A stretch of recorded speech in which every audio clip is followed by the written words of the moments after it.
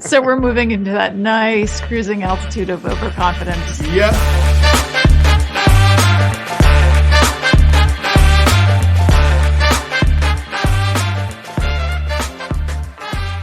Welcome to A More Philly Union, the podcast where we swear to talk about the Philly Union, the whole Philly Union, and nothing but the Philly Union, with as few digressions as possible.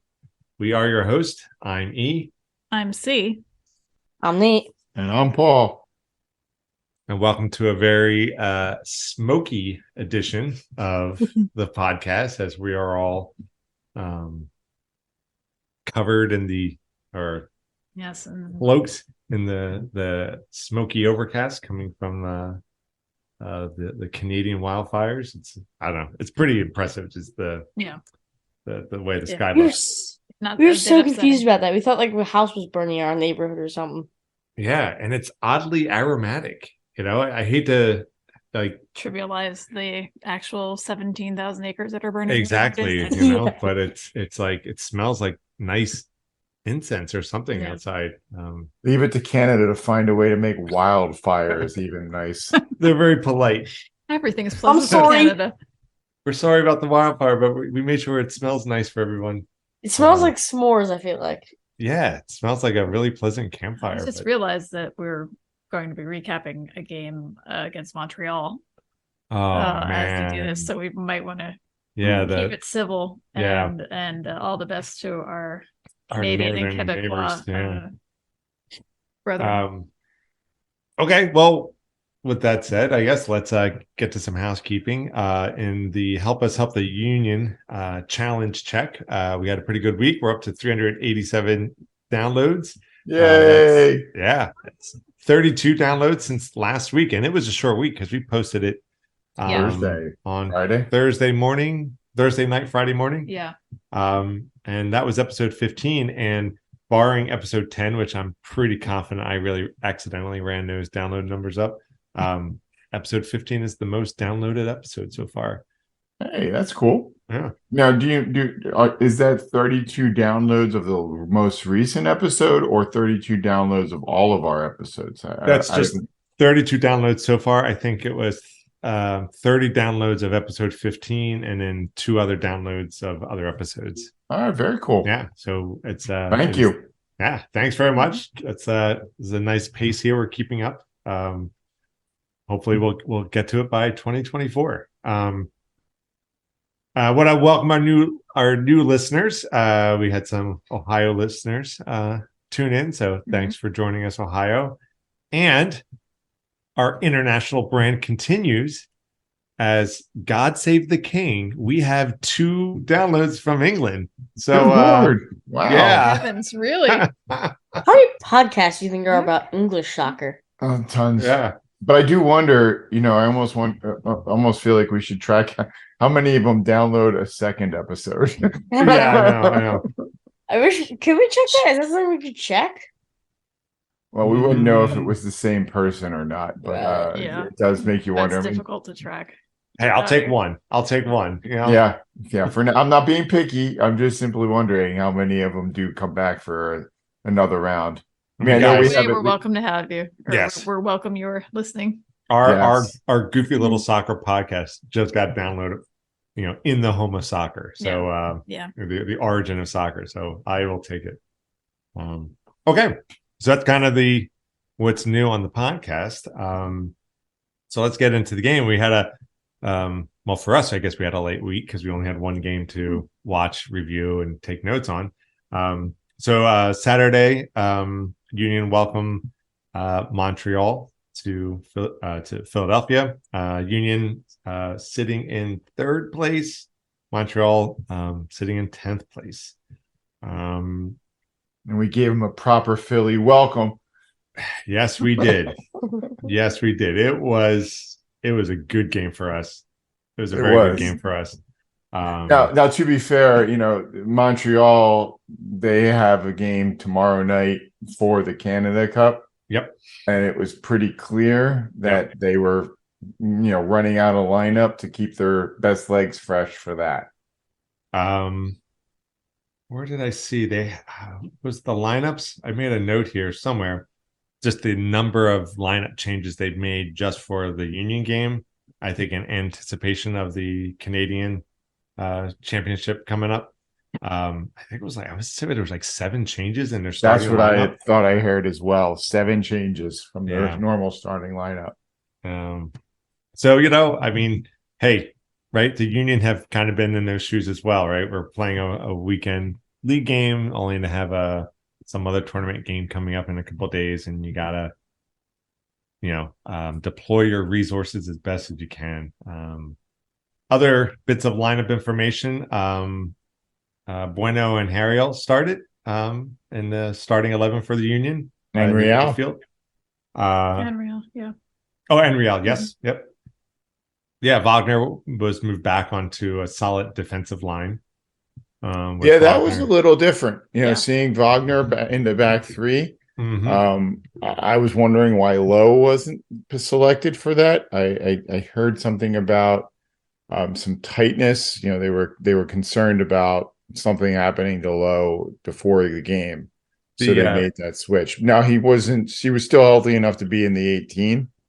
Yeah, he was on the bench. He did eventually make a show in the match. But yeah, it was interesting seeing Wagner as one of the center defenders. He did a good job, and that gave him the freedom to put Harriel out for Mbaizo and Real out left for where Wagner normally would have been. Mm-hmm. Mm-hmm. Also, kind of coming to this match in terms of stats, Montreal coming with 7 road losses so far this season, which is the most in MLS. I guess spoiler, that record did not improve after playing here in Philly. The Union also have only conceded 2 goals in the last 6 games. Wow. What was the other stat? Yeah, so we now have the largest goal difference in the span of 20 home games in MLS history. Yeah. 61 goals scored, 11 against us at Subaru Park. So just an interesting, I mean, it's one of those deep cut stats that sounds very much like something from baseball rather than soccer, but it's a Paul Carr stat. Yeah, exactly. I mean, it does also include a bunch of those 6-0, 7-1 games from last July, where the Union were, rightfully putting up, hey, the Eagles aren't the only ones scoring touchdowns. Oh yeah. All right, well let's get into the game itself then. Well, Paul and Nate, you guys were at the game. And we got there before it kicked off, right before. It was a beautiful night to be at the park. Yeah. This June has been really nice so far, and it was well attended. I don't remember what the final attendance was, but it had to be full, it had to be near capacity. I think they announced that it was a sellout game. Now, whether or not everyone, a seat was filled by everyone, it was apparently sold out. But yeah, there was no Montreal fan section. Like they didn't travel down for this one. But the Sons of Ben were definitely in attendance and loud, and place had a real good atmosphere. I'm not saying it's Portland or anything like that, but it's definitely, you could tell that the Union have been winning a few, and the fans are starting to turn up to cheer for a winning team. Yeah, and I guess, well, they didn't have to wait very long. The first goal came. Well, I have 3 lines of notes, right? Or 3 things, or 2 things, and the third thing is a goal. So 12th minute, the Union take the lead 1-0. Carranza keeps the scoring machine going here. Yeah, it was a good play. I mean, they chased the ball up one side. The cross went way over everybody's head. Real made a great run into the corner to get the ball, got his head up, found Carranza, and then Carranza just gets a half foot of space and has a beautiful curling shot into the side netting. Yeah, between a bunch of defenders, placed where the keeper could not reach it. I know we're going to probably mention Carranza a lot, recapping this one, but he just looked good this whole game. I just felt like the man always looks good, though, right? I mean, just ask Nancy. Absolutely. She has good taste. I don't know what to say. He is a handsome man. Yeah, but the way he was playing, it's just like he was hungry for goals, and he just like he feels like he knows there's goals there. He just has to dig, uncover them. And and it started with that goal in the 12th minute. The announcers during the game actually mentioned that Carranza is getting now I'm quoting here, interest from real European clubs. I'm assuming Real was more of a, like some big name clubs as opposed to like I think it was a Freudian slip, quite honestly. But yes, real European clubs. But yeah, I guess I didn't mean what it sounded like. But it sounded poor for someone on an MLS service that you're paying to watch to deny its validity of it.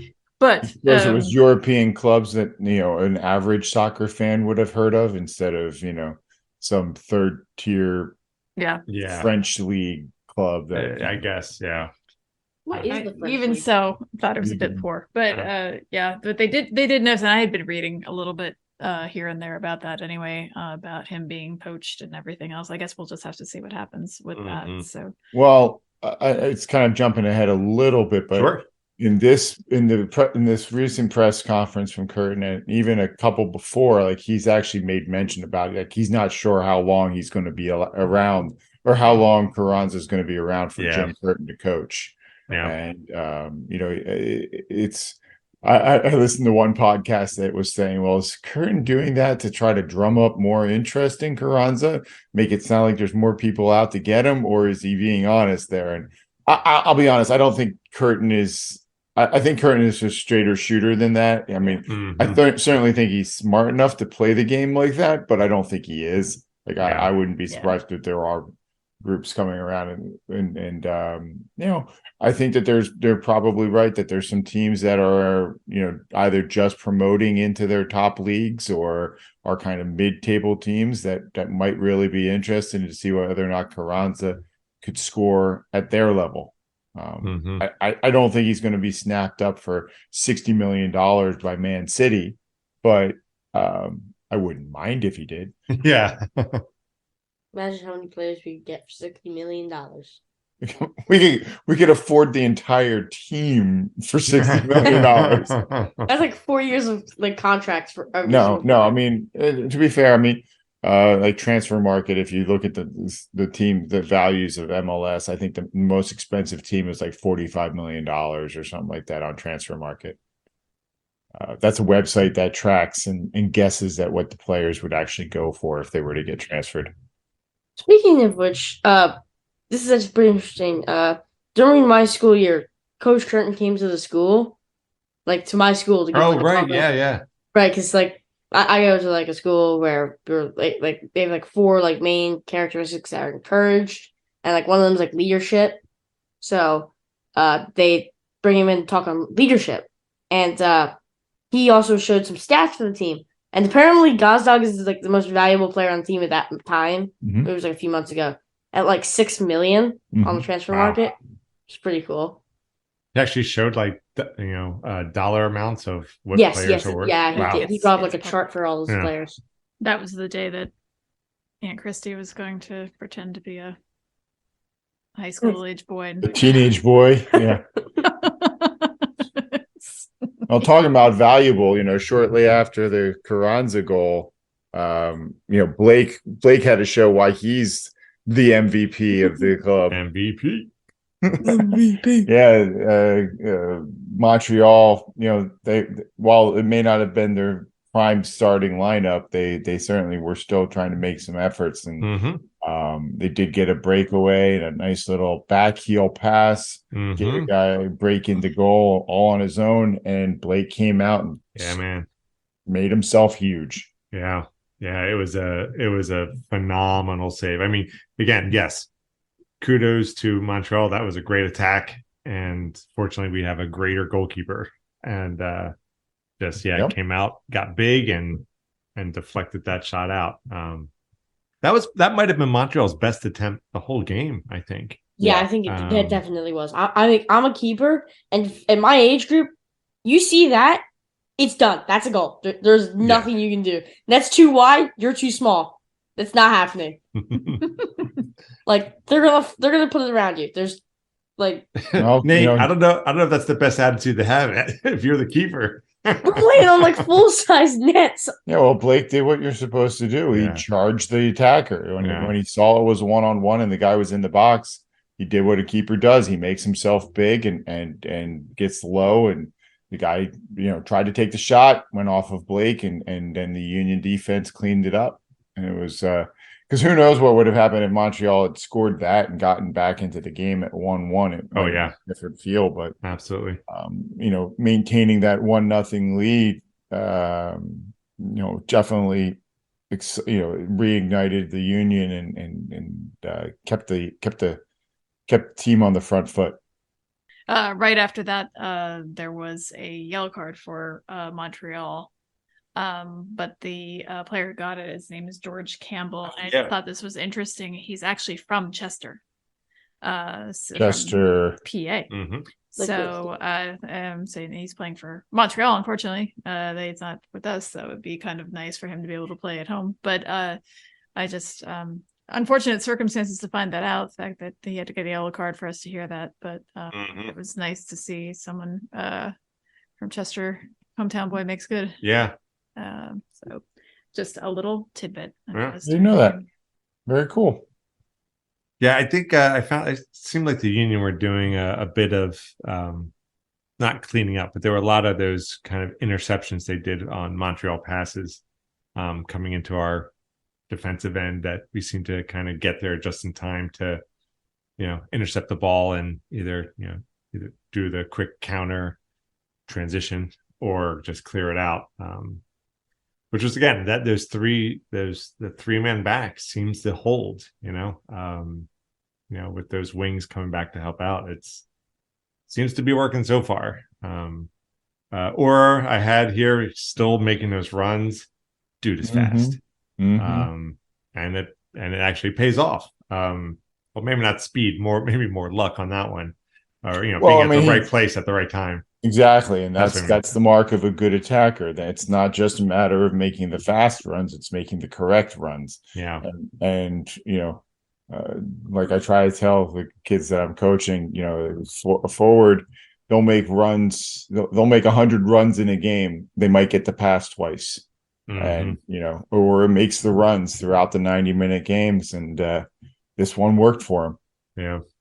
Well, Harriel was doing a lot of work there on the right side, I thought, and especially in the first half. And that's where the second goal kind of started, right? Because Harriel did that quick pass up to Carranza, who was in the box and took the shot. And then with the rebound, or was, again, right place, right time. And, man, that was a very narrow window. Oh, yeah. It absolutely was. I mean, he was staring more at side netting than, anything else. And he roofed it. And he roofed it. Yeah. So glad to see finally getting some, fruits for his labor. Absolutely. All that running, he's definitely got to get a goal here, and he did. So we're up 2-0 into halftime, and going into halftime. Yeah. I don't know, how did it look there in the stadium there, Paul? I mean, it was a party. I mean, I'll admit, Nate and I were talking about the predictions, and he was pointing out, "Hey, Dad, you got it right for this week." I was like, "I wonder if they'll score anymore or not." I mean, at the game with the crowd as loud as it was, I certainly was hoping for it, but I wouldn't have minded. Ended up, it was one prediction I didn't mind if I was wrong, because the Union ended up outdoing what I thought they would do. Yeah, exactly. But no, it was definitely a party night. The weather was great. The crowd was into it. The Sons of Ben were loud, and it was a good time. Halftime stats, fairly typical. Union not having the majority of possession, 46 to 54%. Outshooting Montreal over about 2-1. Tied on fouls, 8 each. And surprisingly, or maybe not surprisingly, but trailing Montreal in the yellow card count. Union had 0. Montreal had 1 yellow card after that first half. Yeah, but how many fouls did the Union have? That's the question. There was a lot. I mean, the first half, each team had 8. Okay. End of the game was 17 apiece. Wow. So that second half gets a little chippier. So coming into the second half, Montreal Started the second half with 3 subs. Yep. And kind of like the first half, we didn't have to wait long for a goal. Yeah, not terribly long, that's for sure. Actually, it's kind of funny because I actually have a quote here. Carranza took a shot to the quote lower abdomen. Oh yeah, that was rough looking. Yeah. And I guess he was feeling pretty good because a minute later he scores. Yeah. He wasn't having it. Yeah. You wouldn't like him when he's angry. Yeah, don't make him mad. He's getting killed. Oh, he's getting angry. You could call this Carranza's double doink. The double doink off of two Montreal players before he went, chip it over the Montreal keeper with, once again, he had no chance on a Carranza shot. Yeah. And the way it kind of deflected off that second defender's back, because the defender kind of turned and it went off his kind of shoulder. The way it hit, it just made the ball just kind of really dip in sharp. Yeah. I mean, one Carranza deflection, maybe 2 deflections. No, you're not going to. Carranza was definitely shooting for goal, but that was a fortunate series of bounces. But good strikers, they bend the ball to their will, and I guess he rewatched. He continues his Jedi training or what have you. This one also works for him. But with the blast shield down, I won't be able to see the goal. I found it interesting that the British commentator repeatedly referred to Carranza as the Argentinian. Really? Yes. Someone's still a little bitter about the Falkland Islands. Thank you. Exactly. What I was thinking there was a little previous there between. I mean, since it is a soccer announcer, there's a chance it was more the World Cup, the hand of Maradona, but it was probably more the Falkland Islands. Yeah. It's certainly not an abbreviation to say that versus Carranza. I mean. Back in the days of Aristeguieta, I would have given it to him, although I don't believe he was Argentinian, if I remember correctly. But regardless, where was he from? I just thought that was a strange thing. Well, obviously we didn't hear the announcers, but right. That's funny. About 63rd minute, the Union make their first subs of the game. Bueno and Real come out. That's when Martinez and then Martinez and Lowe come in. They shifted Wagner out wide and put Martinez in, figuring he'll be able to lock it down. It's 30 minutes if he makes. I heard it. I think he had to play at least 30 minutes of the game in order to qualify for removing one of his yellow cards. And wow. Yeah. So they work like license points, like you I guess you drive well for a certain period of time. And they are. They actually are like that. Like you have to play a certain number of games, and if you go a certain number of games without getting a card, or as they will come off of your record. But Martinez once again gets in the tangle, and I understand why he got pissed.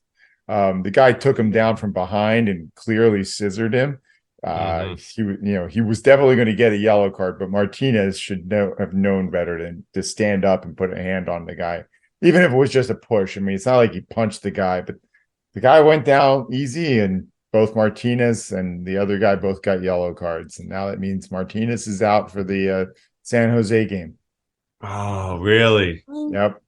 Martinez was still on the ground, kind of. He leaned up. He kind of leaned himself up to hit him, but he really did just try to retaliate. It kind of looked like as he was standing up, he pushed him.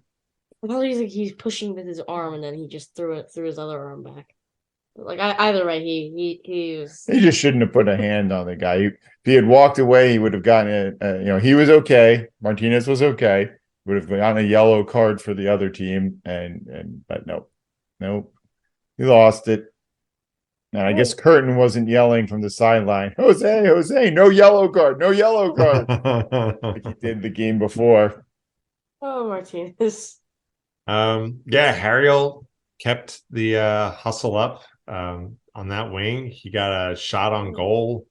He was a very productive player in this game, I thought.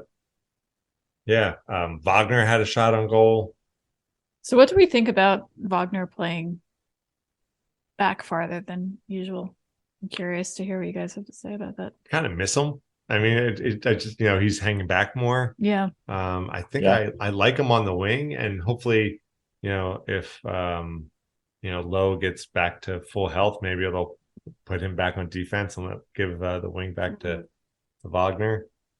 Yeah, I definitely like him getting up the sideline, whether that be in a 4-person back line or in this 3-5-2, 5-3-2 formation out wide. I think he runs an awful lot. Mm-hmm. He does a good job helping to advance the ball up that side of the field, and he's not afraid to cross it or take a shot when he has an opportunity. Mm-hmm. It just seems like a waste of resources, but I assume it's because of the situation and not anything else. Yeah. So I was just curious. Was Mbaizo on one of the available subs? Do you remember? I think he was. I wouldn't say he was. I think Mbaizo was on the bench. I'm just wondering why Mbaizo didn't come in at all. Yeah. So. Because Harriel does a really good job there in the center of the field. I know it's not his natural position, but yeah. Something else I noticed was the 80th minute or so, this was around there, they were really pushing for a fourth goal. To my eyes, and I was wondering if that I believe that was different behavior than we would have seen earlier in the season. I feel like earlier in the season, if we had 3 goals at the 80th minute, they would have not parked the bus so much, but just not really pushed as hard for when they really, really wanted to get. So, I mean, my thoughts included, like, they brought in some people who don't necessarily get a lot of playing time, so it gives them some chance to, get some shots on goal. But I was curious as to what you guys thought about that, or if you didn't agree, possibly. But I think they were still pushing for another goal. They still had an opportunity. Definitely felt like they might have been trying to get Carranza a hat trick. Yep. There were a lot of passes to Carranza in the second half, trying to get him up the field and into spots, and he had a few chances. Didn't convert them, unfortunately, but definitely the team seemed to be trying to find him. Yeah.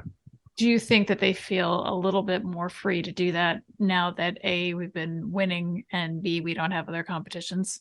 I think so. Absolutely. Yeah. I was going to say the big difference between now and earlier in the season is we didn't have, these other competitions to worry about. And so now it's like, hey, we play today, we're done. We have a week off. So let's just go full throttle for 90 minutes. We don't have to hold back as much. Right. I also feel like it has to do with the fact that their defense has found their footing. Agree. They trust that the defense is going to be able to slow down the attack and not give up a goal. Not that they gave up a ton of goals earlier in the year, but they did give 2 up goals out of the last 6 games, right? They did give up 3 goals to Montreal when they played in Montreal. Yeah. And, they haven't given up. I don't think they've given up multiple goals since April. Yeah. And so the team just kind of trusts that, all right, I can attack because I know somebody's going to fill in behind me. So you see Flock and Bueno and Martinez getting upfield into the attack more. So it's not just the triangle of death doing all of the attacking with Wagner throwing in the occasional cross. It's 4, 5, 6 players into the attack, into the box at times. Yeah, I agree. I really feel like this 3-5-2, the whole playing around with this 3-man defense with these wingers that can either be in the midfield. I feel like, like you said, Paul, I think they've got this strategy kind of, it's working now. I think it's working. And I think now it's about maintaining it, tweaking it as needed. It's kind of like you said, like once you once you know, like, hey, our defense is taken care of, and we've seen that, and like in the last several games, there's not this. Well, I'm speaking more for myself at this point, right? There's not this fear of watching the game, like, oh my god, like, we're just waiting for the team to get the goal against us, and now we're fighting to get out of this hole. It's just like, it feels like they really figured out this defense, and it's amorphic. It can change, right? Which makes it, I think, that much more effective, right? Because it's kind of like the team comes in and like, yep, they're playing four man in the back. This is how we get through. It's like, well, they might be doing 3 with the wings, maybe they're doing 4, and it can change during the game. And it's this way of water, right? Teams don't know where to punch because we kind of move out of the way and stuff like that, or we move in the way where we need to be. And I know I'm waxing way more poetic, but why not? So we're moving into that nice cruising altitude of overconfidence. Yeah. So everyone, mark your calendars. This is where I will be eating my words shortly. Well, I mean, I think some of it comes back to Burton's background as a defender. True. He that's what he played. He was a professional soccer player and he played center defense. So, he's got kind of that defensive mindset. But, I liken it to building a house. If you set your defense and it's a good foundation to build upon, you can get a lot more creative with the rest of the team. Yeah. If your house can be a lot more impressive if you've got your foundation laid in right. And so I think that the Union have gotten comfortable with their foundation, like Blake in goal, Glesnes, Elliott as center defense. Now they understand that they can use Harriel, Lowe, even Wagner as a third center defender, and then they still have the attack out wide. Both Mbaizo and Wagner are really good outside defense. Harriel and Real can fill in there too. I think there's a lot of trust that's built up. I wish that the trust and the chemistry would have been around about a month earlier, but beggars can't be choosers. And I'm not gonna, whatever other analogy you want to use, I'm grateful that we're at wherever we are. Yeah, I mean, we still seem to be riding this trajectory up. So that's if it's not broke, let's not fix it. Let's just keep it going. Yeah. All right. Well, the remaining 15, 20 minutes of the game, Union sub out Aura and Flock and bring in Torres and Perea, which I didn't know this too. The announcers mentioned is that Torres played for Montreal. I did not. Yeah. I did not know that. Like you said, the Union were not stopping. They were still hunting for that 4th goal. We did have a yellow card here near the end of the game. How do you pronounce it? We're going with Miljevic. Miljevic, yeah. Tackled Martinez. Miljevic seemed to go down fairly easy. I thought it was pretty easy, but he seemed very frustrated because just before that he had a corner kick. And he saw fit to yank the mic that's at the corner of the field out of its place and chuck it to the side. And it very much looked like he was going to trip over the cord, or maybe that was just wishful thinking on my part. But he was having a bit of a moment. Yeah, that was weird. That corner where he kind of kicks the mic out of the way. Yeah, it's very strange. Dude, come on. Yeah. I think he might have been a little frustration. Understandable. It's just the Union working their magic, right? And the fans too, I'm sure, were doing what they can. Well, the guys were back. That one set of twins that sit to the right of just on the other side, just away from the visitors stand. It's a set of twins, and they'll show up from time to time with an Oscar. And when the guys go down easy, they bring them up, and they're very, very charismatic, and they're very distinctive looking. So oftentimes when they break out the Oscar, they get up on the screen. Oh, nice. There's just a little fake Oscar statue. It's super funny. That's awesome.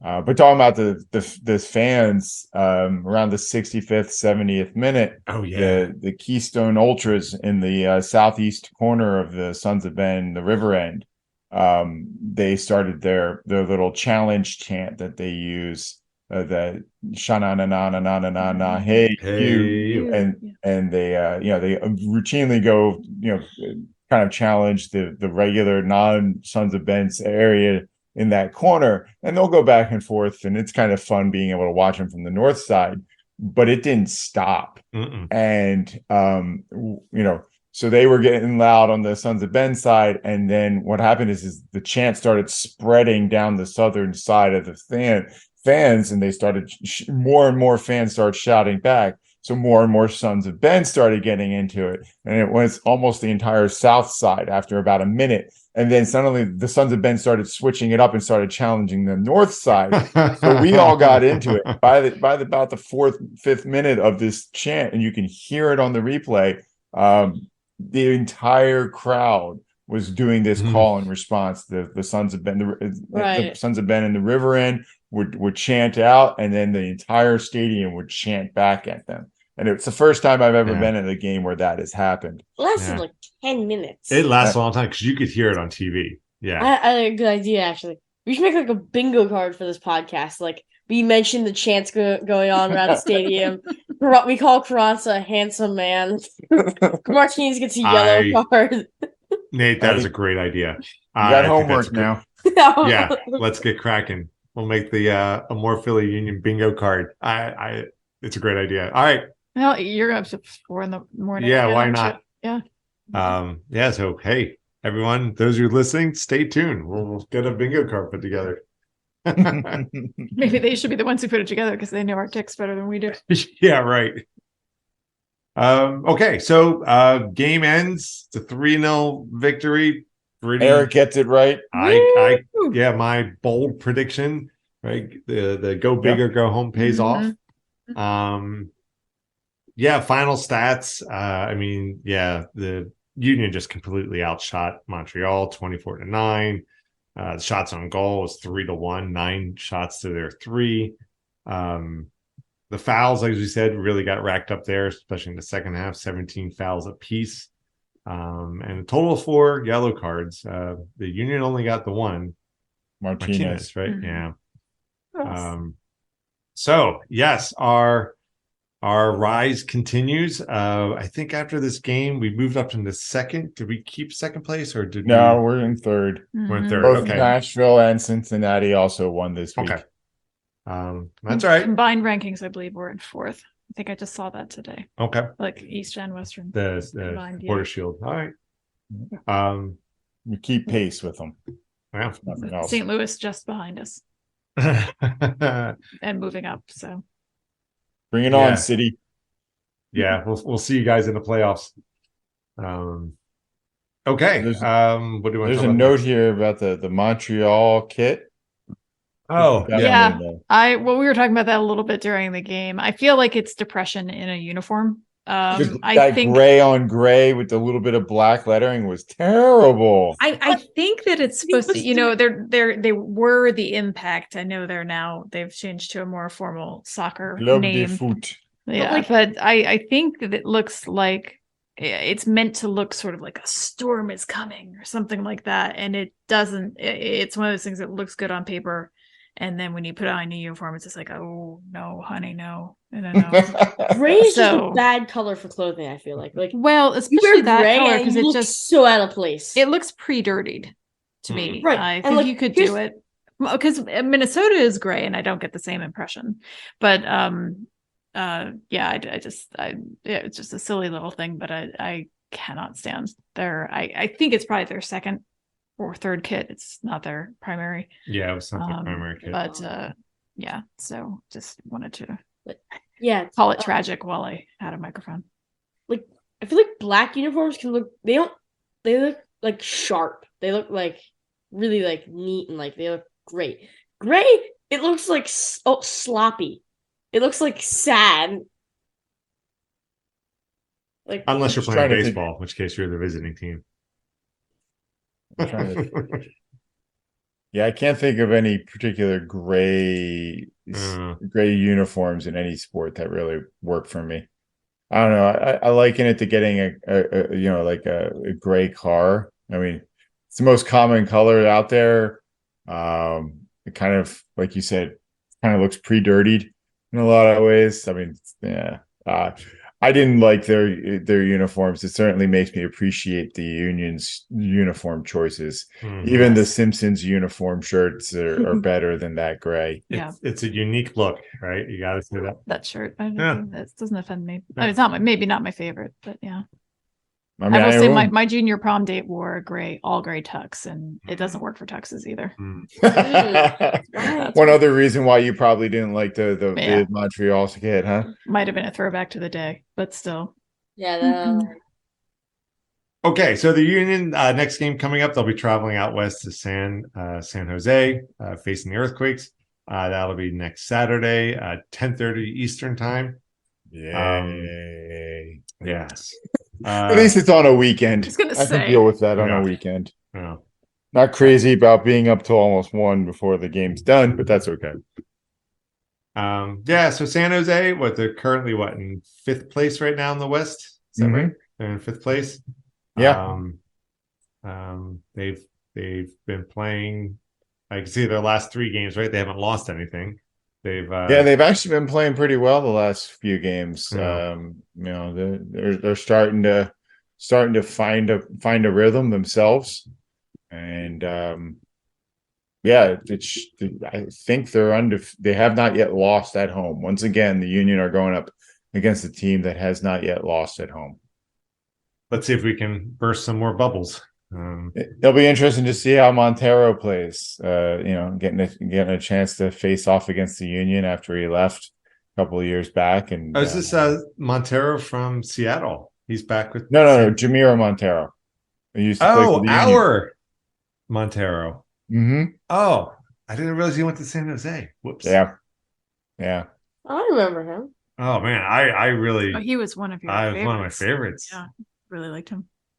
At least I think he's still with San Jose. He was at the beginning of the year. As far as San Jose, they should be a fairly tough matchup for the Union. Not to mention the travel. Plus, I wonder how many of the Union players will be in the Gold Cup break mentality already. They're looking at it. Hey, we get done this game, we're off for a week and a half. At least the players that aren't going to their respective national teams. But it will also be interesting because we'll have some of the Union's younger players back. Sullivan, McGlynn, should be back. Wonder if McGlynn might even get a start after his performances at the World Cup. Yeah. But it will be interesting. I mean, this is the last game before a bit of a break, so I expect Curtin's going to want to keep some players sharp. It'll be interesting to see if Bedoya is healthy enough to go. He's already missed like 4 games for what was supposed to be a relatively minor injury. Yeah, that's a little concerning. Yeah, especially. I mean, he's not old, but especially now that I'm just a year older, he's certainly not old. But he does. You don't heal faster. That's true. And it would be good to see him back on the field. Yeah, I could see Curtin wanting to get Bedoya sometime if he's able to play. I could see him wanting to get McGlynn sometime, keep building on the World Cup. But maybe Bedoya comes in as a second half sub. We'll see. I did read that he very much does not want to rush Bedoya. Obviously, I mean, I don't think he wants to rush anyone. But if they don't, especially if they don't need him, right? If they're able to get the offensive pressure without him. I would 100% agree with that. Don't rush him back. Yeah. So, do we want to make some predictions about this San Jose game? Let's roll them bones and see what the future has in store. Well, do we have an established order, or is it just whoever? It's whoever feels strongly. Yeah, who wants to go first? All right. I'm going 2-0. 2-0 Union. 2-0 Union, yes. All right. How about you, Nate? What do you think? 1-0 Union. 1-0 Union? Yeah. Remember, undefeated at home. Yeah, they're undefeated at home. We also burst that bubble last time. Against New York City FC, we did. That's what I'm going to go with a 1-1 draw. Bold. We haven't had a draw in a while. Yeah, it's funny. I was even thinking 1-1, but I was like predictions or in real life. Anyway, go. Yeah. No, I was thinking a 1-1 draw too, but it's like, well, maybe this will be a bigger slugfest, But I mean, like we were talking about earlier, I really feel like the Union have this defense thing really kind of, humming right now. I see what you typed in there, Paul. You know what? I want to go with that. Let's do it. I want to say 2-1 Union. 2-1 Union. Take my score. Yeah. Exactly. Take my score. Somebody has to have it. So we'll see if like I said, we'll see if this is right. If it's not one of these scores, I'm sure it's going to be something else. I'm riding the overconfidence wave with the 2-0. Yeah. Why not? Yeah. If you were really riding the overconfidence wave, you would have said like 4-0. Well, there's a difference between overconfidence and delusion, but yeah. But hey, hopefully I'm wrong. Yeah. It's a thin line. Mm-hmm. All right. So that's the game coming up next Saturday. You got some other things we want to talk about here, right? Martinez signs his 2-year contract. Yay! With an option. With an option for 2026. Yeah. Which is great. Martinez, I'm Team Martinez here. Mm-hmm. I remember when he first started, it was like, oh, okay, a guy likes getting yellow cards. I'm not sure. I remember you and I, Paul, talking, and like you kept saying, like, yeah, but when he's out in the field, I'm like, I guess, but man, he's just a card magnet. And then now it's just like, man, when he's out there, what a difference. So when he's feeling confident, when he's dancing out there, he brings an energy to the game and to the team. Like except for Gazdag, I don't think any of the players have as much influence on the attitude of the team as he does. That's right. And you got to look for the smiles. Right? He looks the happiest this season. And that's including last season, which was going really well. So he looks the happiest this season. I feel like he's really found his level. I'm not saying there will still be wild yellow cards and that kind of thing, but I do feel like he's maybe leveled off a little bit. And credit to the Union social media team for giving a little bit more of those scenes behind the scenes. There was a great Martinez dancing, laughing, smiling supercut this week. Oh yeah, they did a really, really good job on. Yeah, that was fun. That was fun. And even the New York accent video that they did. Yeah, that's so great. Where he looks at him like quizzically, like, forget about it. I think my favorite part too is was it Perea or who is it? They were having them say the forget about it, and Carranza says in Spanish, no, you got to say it with the accent. Speaking of Carranza, he made the team of the match day. Gazdag got a spot on the bench, and Carranza was once again awarded the player of the match day for the second time in 3 weeks, 3 match days, I should say. He's just on fire. He is. He's playing confident. Trust the team. Trust that if he makes the runs, they'll find the ball. They'll get him the ball, and good things will happen. And it's really starting to come together. I don't know if you guys watched some of the what was it? The Union Way. They have a series on the Union's YouTube channel. I think it was called The Union Way. And it started at the beginning of the season, and it actually finishes with the end of last season and the end of season awards. And Curtin actually talks about it. He's like, as I guys have told you, he goes something along the lines of, as I've told you guys in the past, if you play as a team, you work as a team, you win as a team, and the good individual accolades will start coming. And he starts talking about, Andre winning the keeper of the year, Glesnes winning defender of the year. And it feels very much like this, like Carranza has bought into the team play, and now it's starting to show, and he's starting to get the accolades because of that. Yeah. It's like they're just trusting the process now, or what is it? The program, right? They're all on board with this program. Yep. Other bit of soccer news was Champions League final. LAFC lost to Lyon. I mean, I don't have a strong opinion about that one way or the other. I kind of feel like, just to make the obligatory Ted Lasso reference, the 9 Schadenfreude zone. Yes. Okay, they lost. I don't need to relish in that. Yep. I'm just reporting that you information. guys are welcome to say what you want. But. Yeah, just in case you didn't hear about it, I didn't hear about it, so I'm sharing it. But one thing I was reading up on it, just the Champions League, final is they're changing the name from the Concacaf Champions League to Concacaf Champions Cup, which seems kind of minor, but I guess they're changing the structure a little bit as well. So this will start in 2024. Quick little history thing too. From 1962 to 2008, it was called the Concacaf Champions Cup.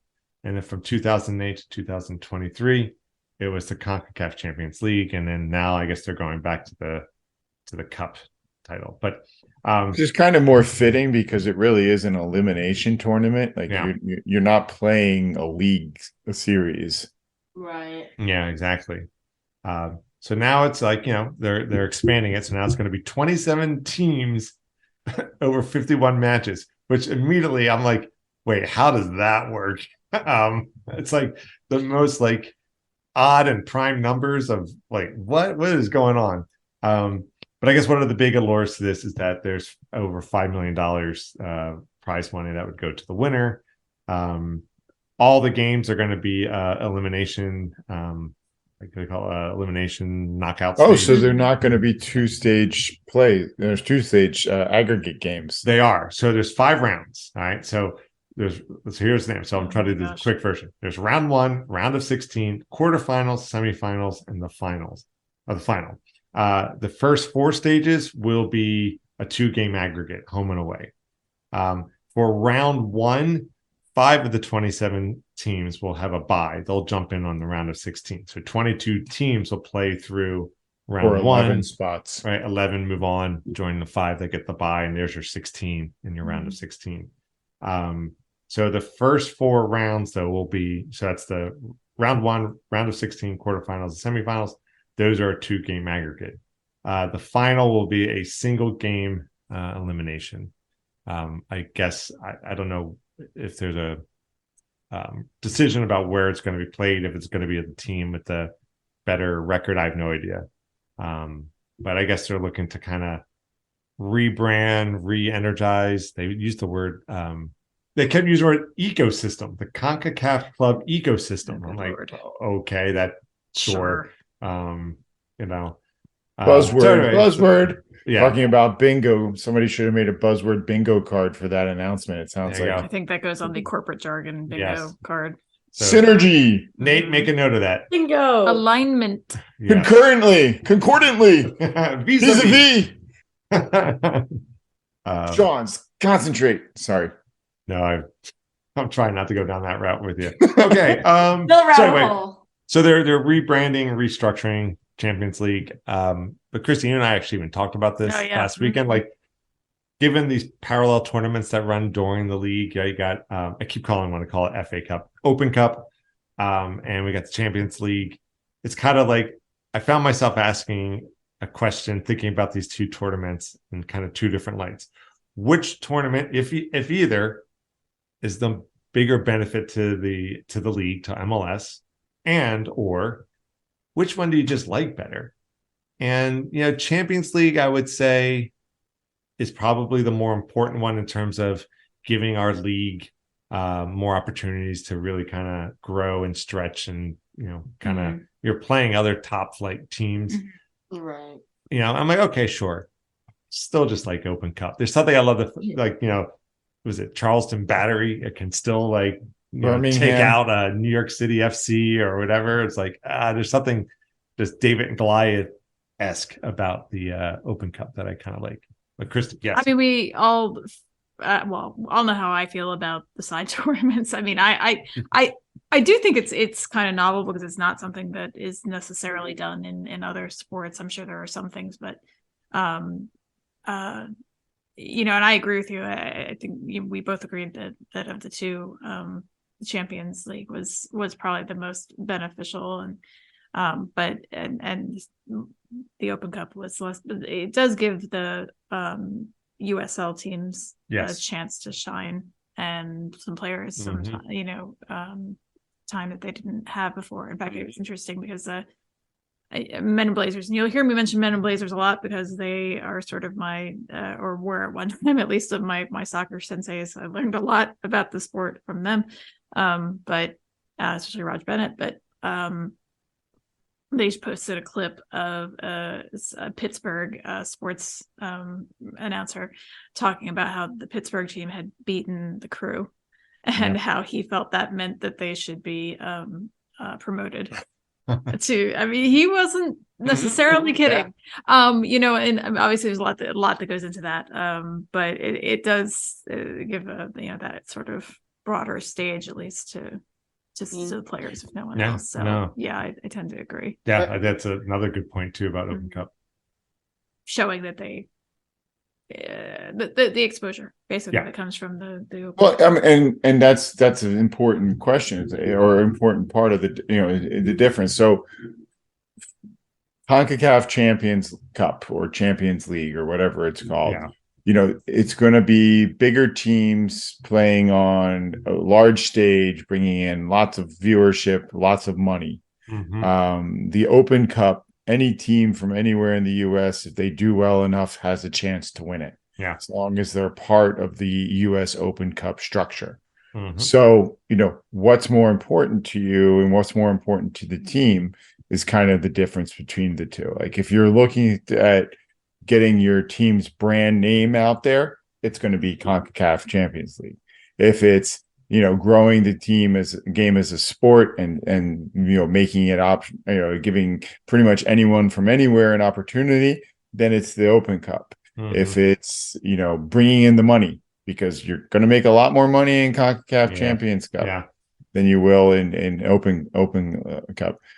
The other thing about it is if you win the CONCACAF Champions League, you get a ticket to the to the Club World Cup, which apparently happens every year, which I don't understand how a World Cup happens every year. But be that as it may, that is an opportunity. But at this stage, outside of certain MLS hard diehards, not many people will follow the Club World Cup. So personally, between them, I like the purity of the Open Cup. I like the idea that if you form a team at any level, you have a shot. You don't have a good shot necessarily, but you have a chance that you could step out and play a game at Subaru Park, at Crew Stadium, at Bank of America Stadium out in LA. Like that's pretty awesome that you could do that. And like for Pittsburgh, you could beat the team that is hosting you. You could be in like a professional stadium. You, like an amateur team, could actually win. It's happened. I mean, no amateur team has won since the Rochester Rhinos won it in 2005. But still, that opportunity is there. I remember last year's Open Cup, right? Sacramento was against Orlando, I think, and they lost to Orlando. But it's and that's all. Again, that's a whole nother podcast talking about Sacramento. But they had this buzz around it that was. They were giant killers, and it's just and they were coming in because they were on the doorstep of MLS, and man, it was just great watching them play. And it's kind of it's such a real thing, right? To be Champions League is a head decision, but Open Cup is the heart, and sometimes, and to be clear, it's been very entertaining to go to CONCACAF Champions League. I remember going to see the Union when they lost to Club America. And it basically, the Subaru Park became a home game for Club America. I've never seen that many Club America fans or Mexican soccer fans come out of the woodwork like they did for that game. And, it was a little uncomfortable being there because there were so many drunk Club America fans there. You're at an away game. You were at an away game. Yeah, it was very much so. So it was a little frustrating to be there on that loss, but at the same point, it was kind of exciting to see that much passion in the stands. Which I don't know that you necessarily would get for the Open Cup. We've been to the Open Cup finals at Sub, and they're exciting, but it's different than a Champions League. So between the two, I know what I picked the Open Cup, but that's me. Yeah, I understand why people go otherwise. Yeah. I don't know if it's the best decision in the long run, but man, it's just like Gene Hackman says, heart. Open Cup is fun. I like it. I like it more than Concacaf, but I understand that Concacaf is more important, the grand scheme or whatever. What's up? What's up? Open Cup is more fun just because we've already stated the reasons. I don't think I need to restate them. And I also like how it's the U.S. Open Cup, so you can see your teams that you from cities you that in American that in average American soccer, like someone who's getting into watching the sport would be able to know these cities, and it's nice to just have local or somewhat localish teams like that. You might finally get to hear about the Peoria Flying Carp. Which is honestly the name of the team from Peoria, by the way. That's fantastic. They named their team the Flying Carp. Yes. Yeah. I guess one other quick cup thing real quick is there's that League Cup coming up in July. Yeah. It's happening during the World Cup. Whatever. Yeah, it's like the winner gets a place in the Concacaf Champions League. Yeah, I don't even know. It's like good idea, bad idea. I'm like, I'm watching World Cup. I don't know what I kind of don't know why they're doing that. It's like I'm watching World Cup. It's like because they want to keep eyes on the games, and they feel like it's an opportunity to get more games for these teams.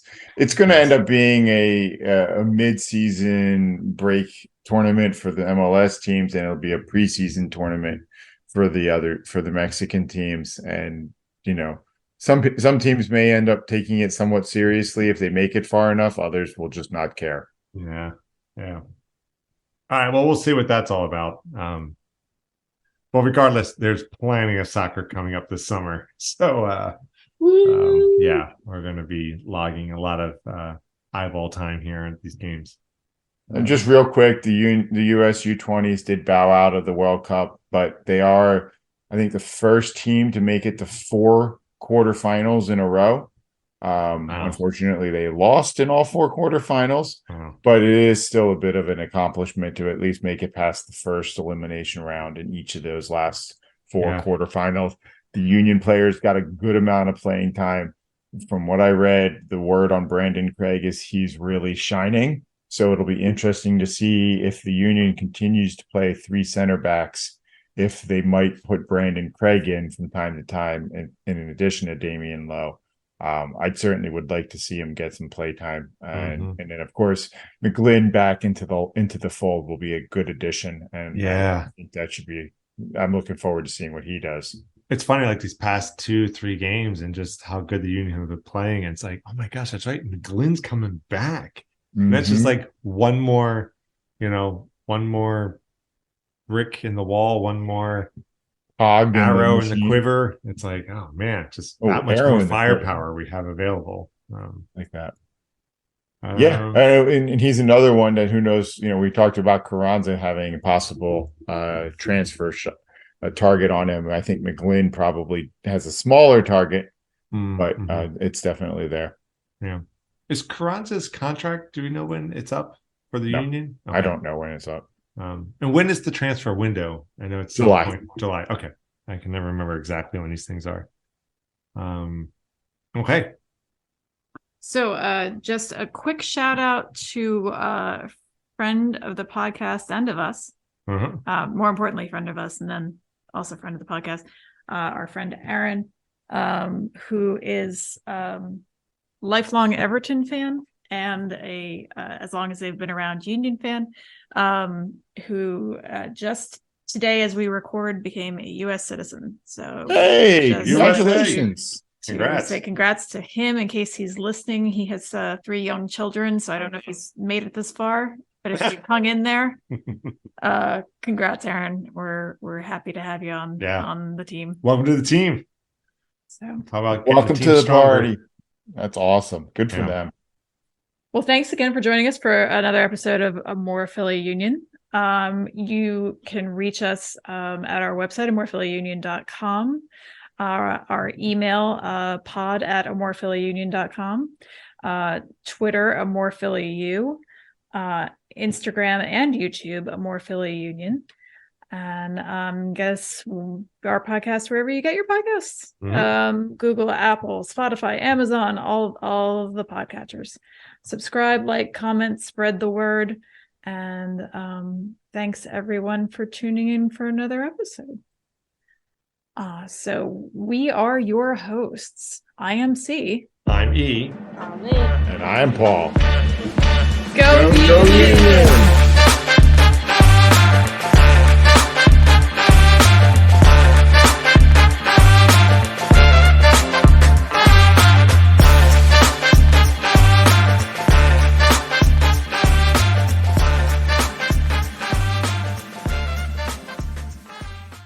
Thanks for listening to another episode of A More Philly Union.